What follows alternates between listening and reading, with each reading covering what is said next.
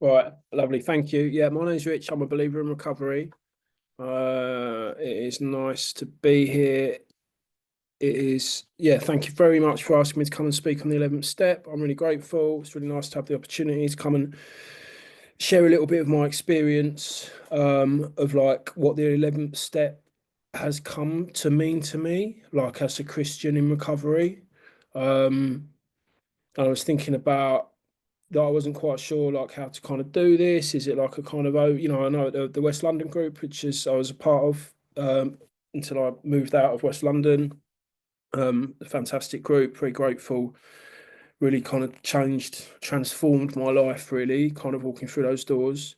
Um, so it was like that. There it's kind of like an overview of the step. But I kind of asked about it, and it was just like it's kind of what I've settled on is to talk about my experience of working the 11th step, um, like as a Christian, and like how I kind of came to be a Christian through working the 11th step.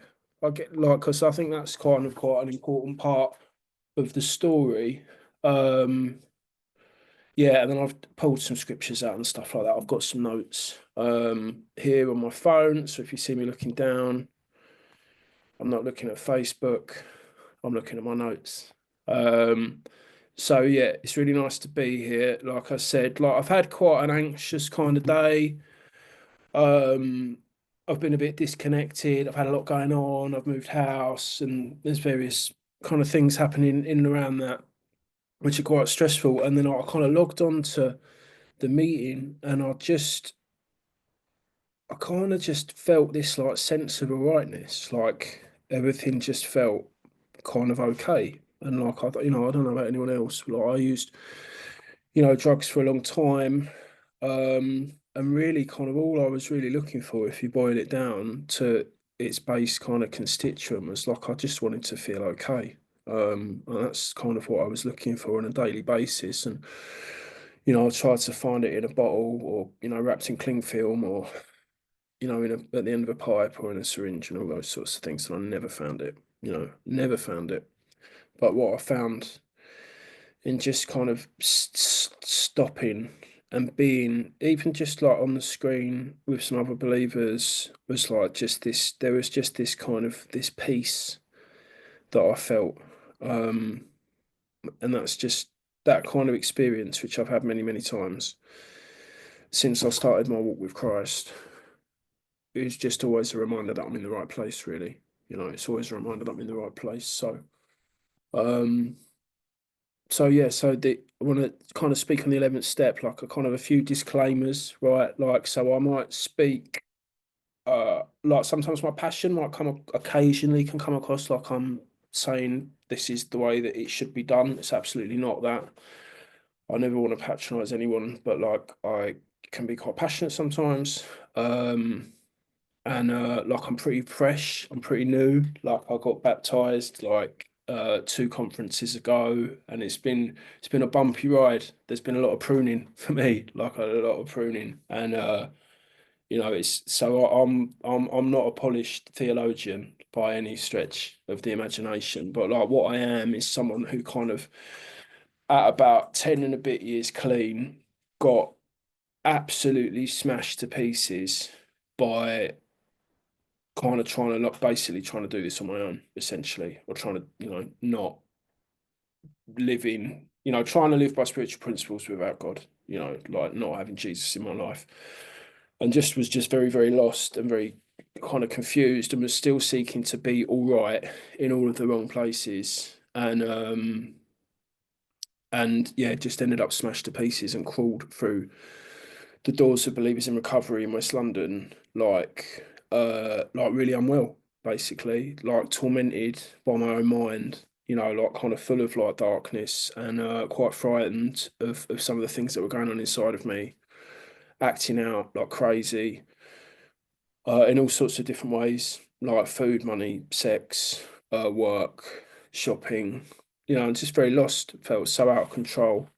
And and I came in and I started to through, I mean, essentially like starting to have that kind of conscious contact, starting to develop like even like the most basic flickers of that conscious contact with God, like just started to be able to like let a little bit of light in to a place where there was a lot of darkness. And that's what that first song, I really like that first song. It's really nice to get, the speaker gets to choose the worship songs, but it talks about that. It talks about like the shame, living in darkness, and then God and Jesus coming in and and just starting to like illuminate those dark places really. And that's like definitely been my experience. And it's been hugely transformative for me. It hasn't been easy, but it has been hugely transformative, 100%. So let me just have a quick glance at the notes.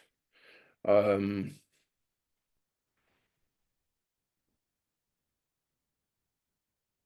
yeah, so for me, like when I came in, I wanted that kind of conscious contact.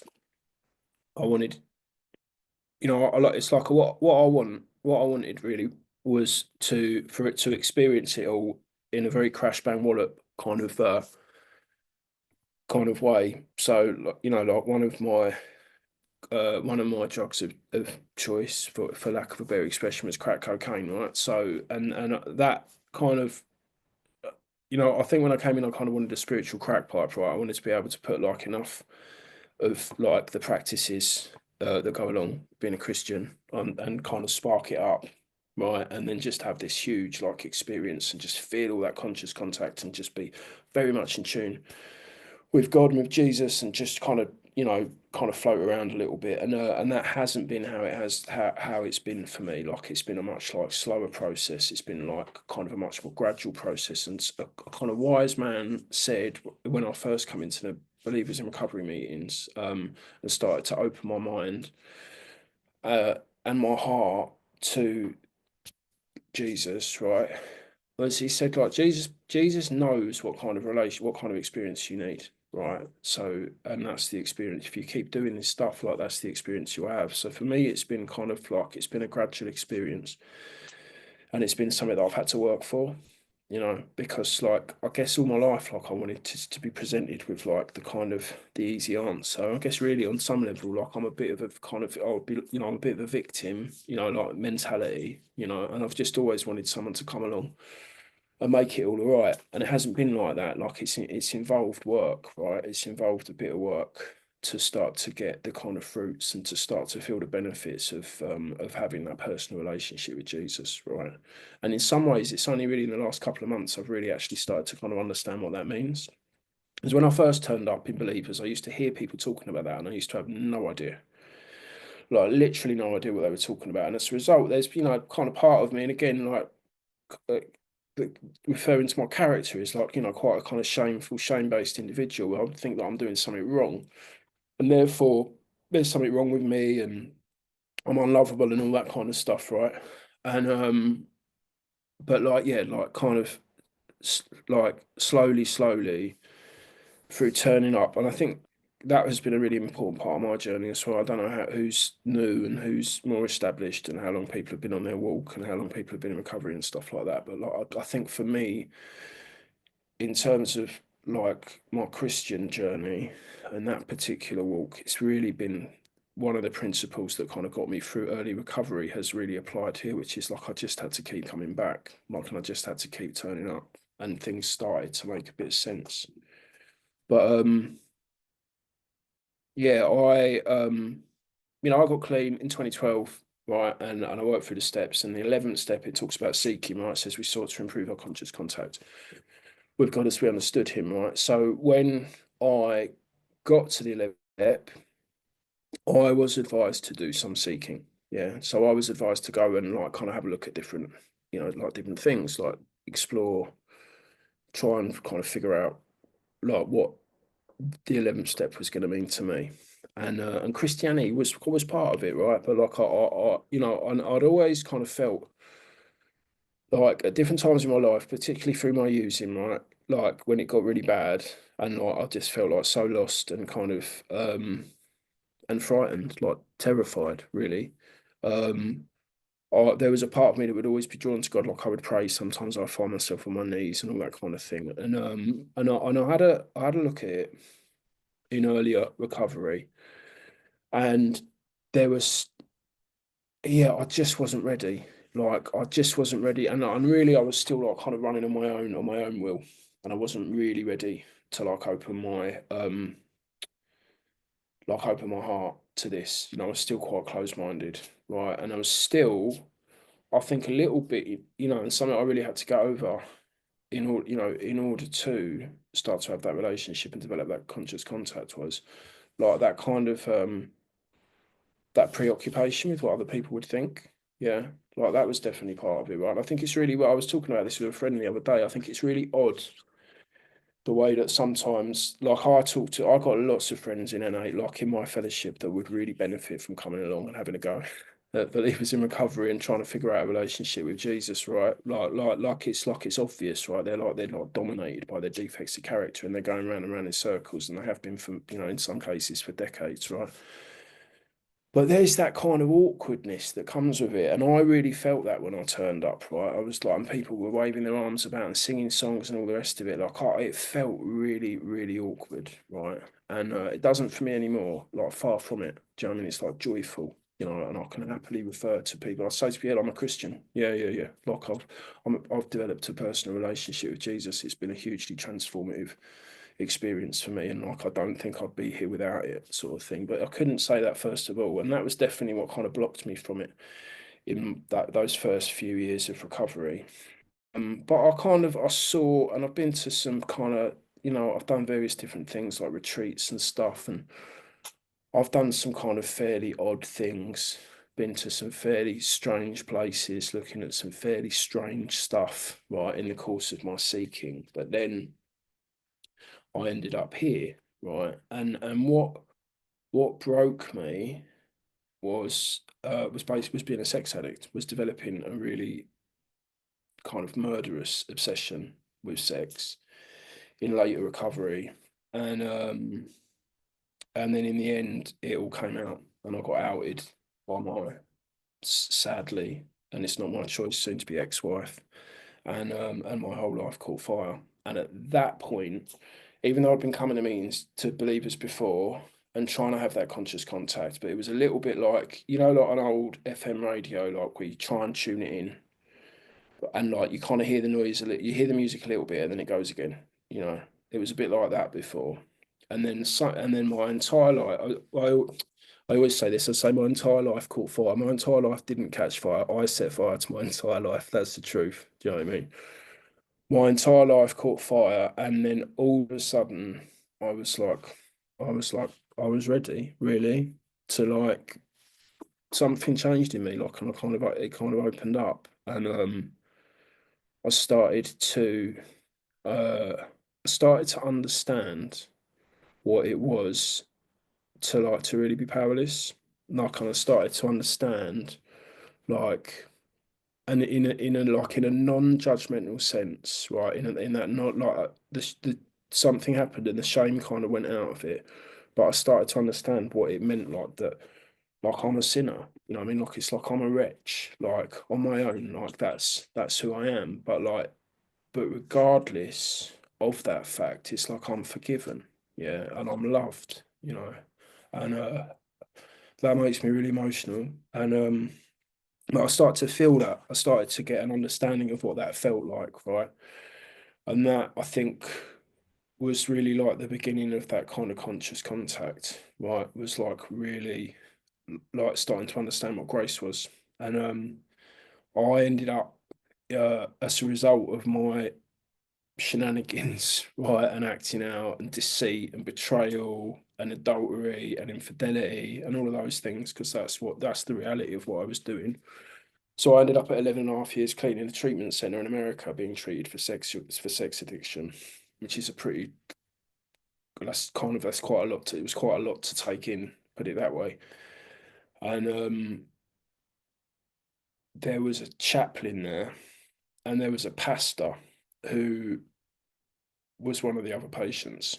And those somewhere in the middle of that, I start like of those relationships and praying, specifically talks about that in the 11th step, praying together with these people, I started to be able to understand in a really deep way, like Jesus's love for me, and that it's like I don't have to follow like a set of prescribed rules in order to earn that love. Like that love's there anyway.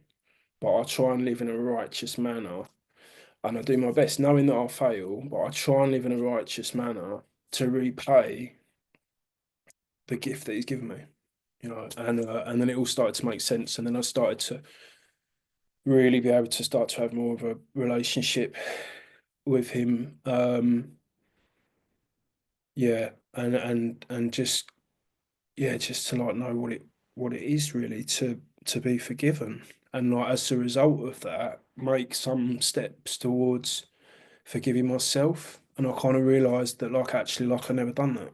There's so many things that I never forgave myself for, and it's like not even like the things that I've done. Like I've done a lot of bad stuff when I was using. A lot of bad stuff happened to me. Like that's kind of the nature of it. But it was more like it was deeper than that. It was like I never really forgave myself for who I am.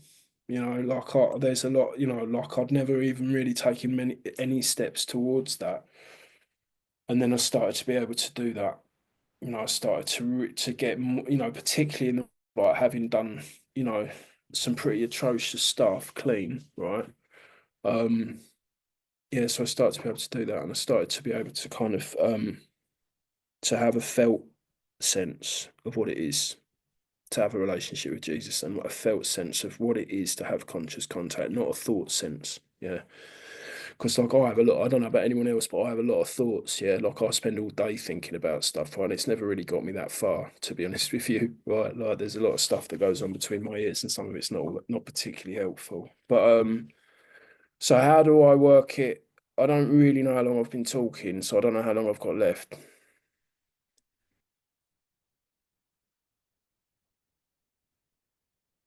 10 minutes ish.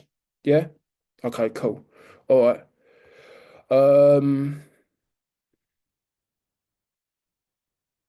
Now I'd like to focus on some scripture that I believe is relevant. That's what I wrote. Right. So, like the headline act for me, right?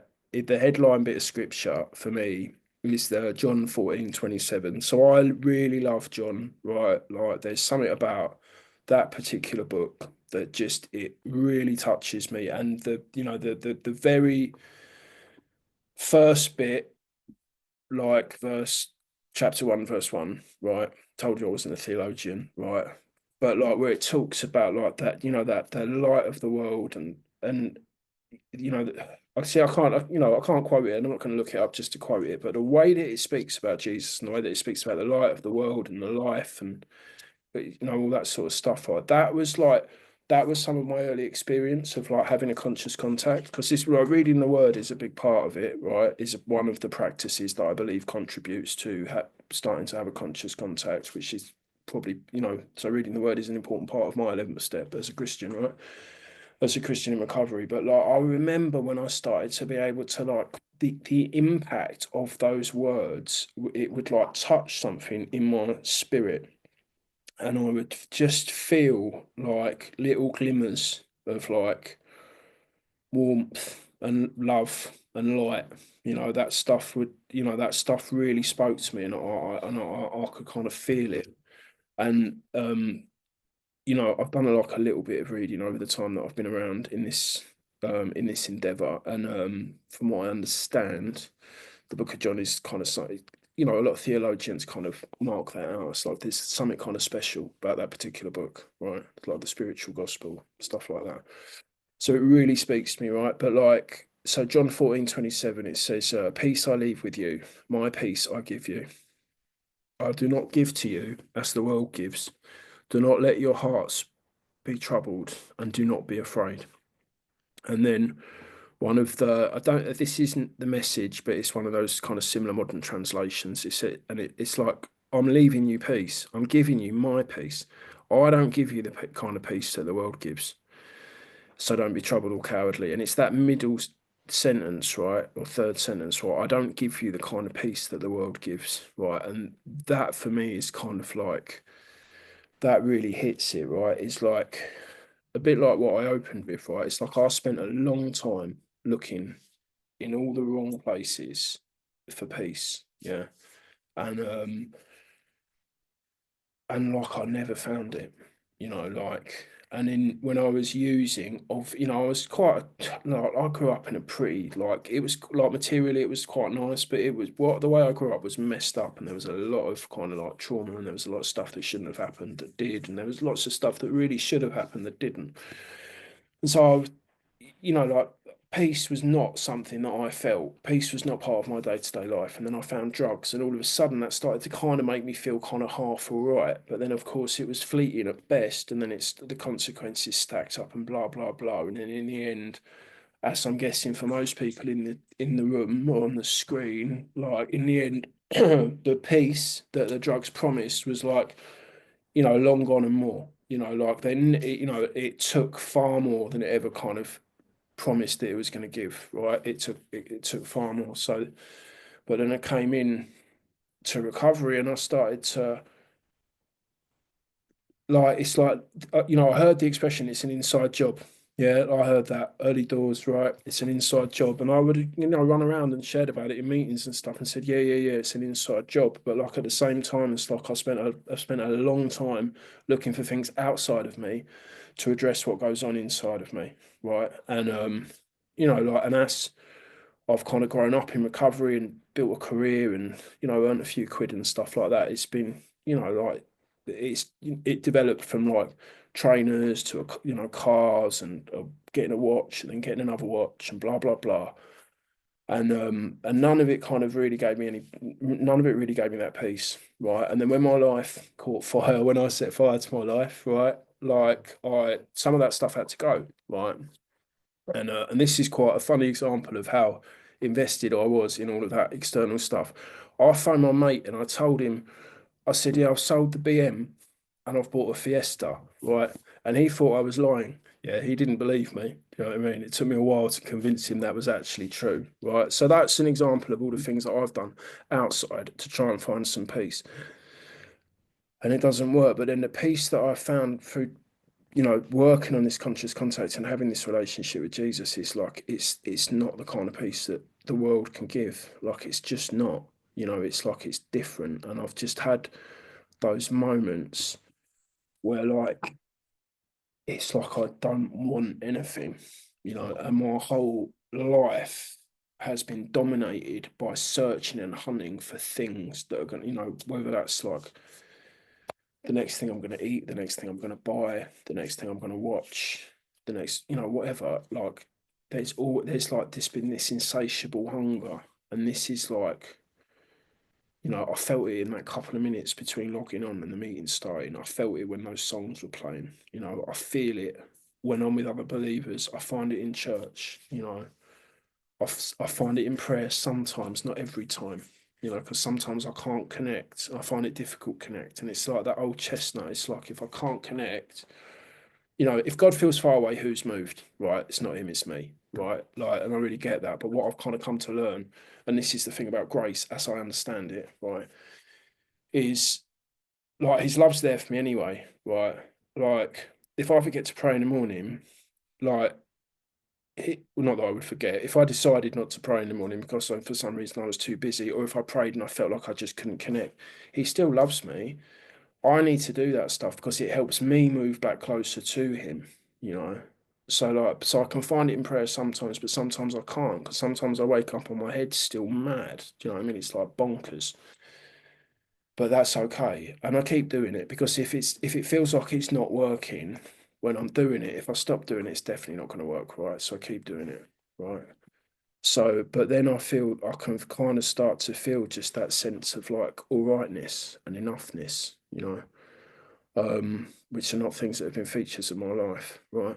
Um, Speak about how much time I spent looking for things on the outside. Yep, check. Right. Um, oh yeah, and then John 15, 1 to 8. I'm the true vine. My father is the gardener. He cuts off every branch in me that bears no fruit, while every branch that does bear fruit, he prunes so that it will be even more fruitful. You are already clean because of the word I have spoken to you. Remain in me, as I also remain in you. No branch can bear fruit by itself, it must remain in the vine. Neither can you bear fruit unless you remain in me. And it's like that's the connection to like the source. That's how I get to see it. It's like without that, I'm just kind of on my own, just floundering around, But like when I can kind of connect to that stuff, then I'm not alone, right? And it's such an interesting step, right? Like so earlier in the year, I went to Dr. Bob's house in America, right? So in Akron, Ohio. So it's like one of the birthplaces of AA, right? And Bob himself was a huge Christian, like massive, big hitter Christian, So you had his chair where him and his wife Anne sat by the fireplace, and he was an insomniac and he used to sit up all night reading the Bible and reading other kind of weighty Christian books. Yeah, it was a great visit. There was the typewriter that much of the big book was written on in the first place and all that sort of stuff. It was really good. But like the step itself, it doesn't really leave a lot of room for like misinterpretation. Like it's quite clearly talking about like kind of connecting with God, like, and then they added the words like as you understand him because Bill was a salesman and he wanted to be able to sell people, not for money, but like to get people like kind of to buy into the idea of recovery, which is great because if it wasn't for him, they say it's like if it was left to Dr. Bob, it would have just been there would have been about 12 of them in Akron and it never would have gone any further, So Bill's input was necessary because it made it explode around the world. But it's like the step, that's what it's talking about. It's like that connection to like, like a deep, meaningful, personal connection to God, and starting out, and as a result of that, when I do that stuff, it's like I can kind of live. It's like I can live in the world, but like I'm not, I'm not of the world. It's like I'm not like dominated by all those worldly things, and I don't get that right every single day. But like it's a lot better like this than it was before. And then, oh yeah, like the amount of times that Jesus went to pray himself through the Bible. Yeah. So like, oh, I need an example. So that worked for me, right? When I came in, I asked a man to sponsor me, and that man was a great example. He's not my sponsor anymore, but he was a great example. And he sponsored me through my first round of 12 steps. And he changed my life, right, with his kindness and his the time that he gave me and the love that he showed me ultimately, right? So I need an example like to follow, right? So like for me, like if Jesus, yeah, can like go out to the mountainside and spend the night praying to God, right? Then that's a pretty good example, right? So like I'm really happy to follow that. Yeah. So like there's like numerous references after, Matthew 14:23, after reading the 5,000, Jesus went on a mountainside by himself to pray. Mark 1:35, very early in the morning while it was still dark, Jesus got up, left the house, went off to a solitary place where he prayed. And then this is powerful. Matthew 26:36 to 39. Before his arrest, Jesus withdrew to the Garden of Gethsemane and prayed, saying, My Father, if it's possible, may this cup be taken from me, yet not as I will, but as you will. So it's that like, look, this is, and that I reflect, my prayers can be a bit like that. It's like, look, this is what I might be praying for a friend, and it's like, look, I really pray that so and so can, can find some peace, can find some healing, can find his way through the days, find some kind of resolution to whatever it is that ails him, like if that's your will. Because I am also aware that like sometimes the thorn needs to stay in our side, yeah, because that's kind of how we grow and how we learn. Anyway, look, how do I work in my recovery now as a Christian? I listen to worship music every morning, right? I try and connect like that. I read the Bible every day, right?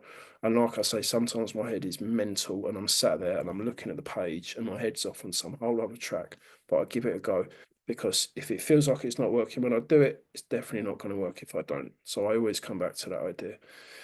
Prayer every day, same thing, even if it feels like I can't like connect, then great, do it anyway. Yeah.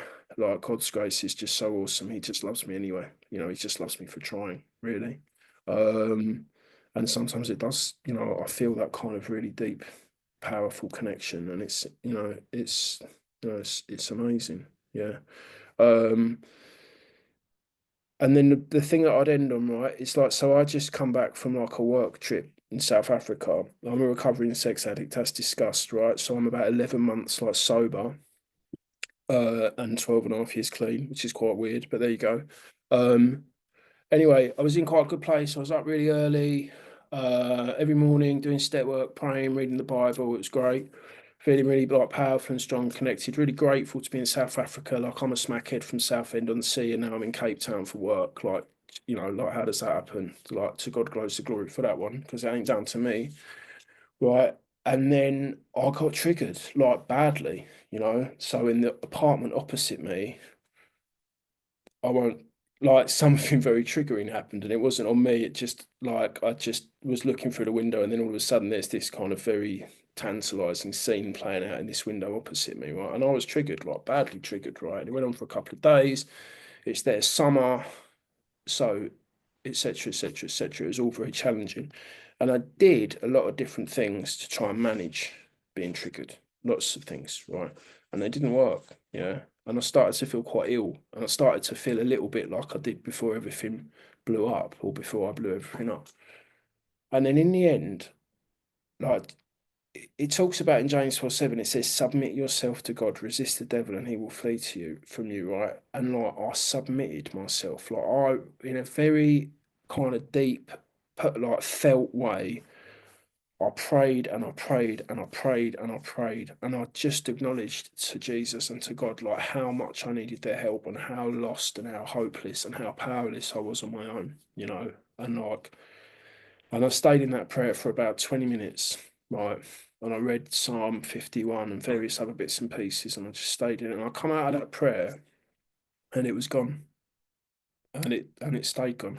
And it hasn't come back. Yeah. So yeah, that's how I work the 11th step. Thank you for letting me share.